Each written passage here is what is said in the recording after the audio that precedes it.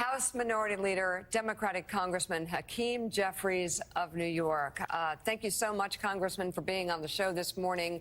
Define what happened last night. Well, good morning. It was a big night for the American people, and what we saw is that Democratic candidates prevailed up and down the ballot all across the country, focused on affordability, focused on making life more affordable for everyday Americans, driving down the high cost of living, protecting health care, and of course, moving this country back to a better place and making America the best version of herself, as opposed to the extremism that we've seen unleashed on everyday Americans by Donald Trump and compliant Republicans from the very beginning of his presidency.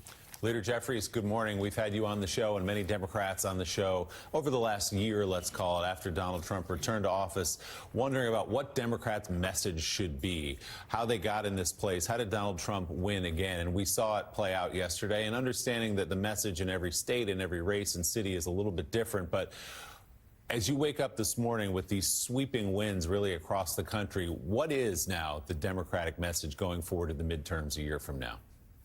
Well, our message to the American people as House Democrats, and I think we've seen that also across the country, is you deserve better than the country that Donald Trump has delivered. He promised to lower the high cost of living on day one. Costs aren't going down, they're going up. Grocery costs through the roof, housing costs out of control, child care costs, of course, out of control, electricity bills through the roof. And now, over this Donald Trump Republican shutdown, we've seen the longest now in American history. They refuse to extend the Affordable Care Act tax credits, risking tens of millions of Americans experiencing dramatically increased premiums, copays, and deductibles. In some instances, health care costs will increase by $1,000 or $2,000 per month on working class Americans. Democrats are making clear we want to lower the high cost of living, we want to fix our broken health care system, and we want to clean up corruption to make America the best version of herself, as opposed to what we're seeing from this administration, which is the largest pay-to-play scheme in the history of the world, where they are enriching themselves, their friends, and their family members. So, Leader Jeffries, much has been made of the big tent last night and what was a very successful Democratic evening in smaller races like Pennsylvania and Georgia, but the three primary ones where you have moderates in New Jersey and Virginia, and obviously a self-proclaimed Democratic socialist in New York City. What lessons can you glean from that as you look to issues and candidates for next year? Well, Abigail focused relentlessly on affordability and driving down the high cost of living in Virginia. Mikey Sherrill, of course, focused relentlessly on affordability and dealing with some of the escalating prices that have been experienced in New Jersey. And of course, Zoran has focused relentlessly on affordability. That's the connective tissue that we've seen all across the country. So, Leader Jeffries, in the midst of all this, and probably factoring in, especially in the state of Virginia, is this government shutdown, now officially the longest in our history, 36 days.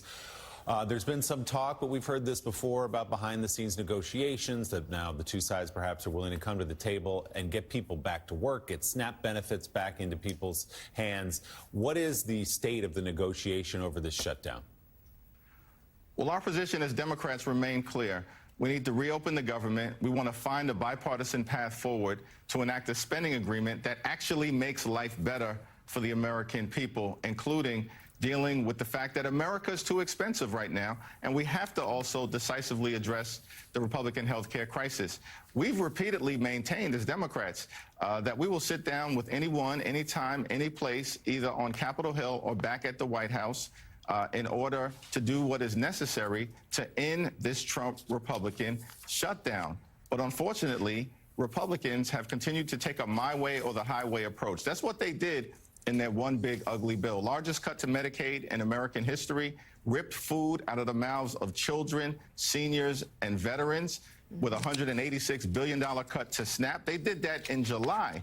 And all of this was done so they can reward their billionaire donors with massive tax breaks. The American people are rejecting that level of extremism, and it's certainly our hope that Republicans will see the need to change course, sit down with us as Democrats, and we can find our way out of this, unfortunately, very painful shutdown that the American people have been experiencing.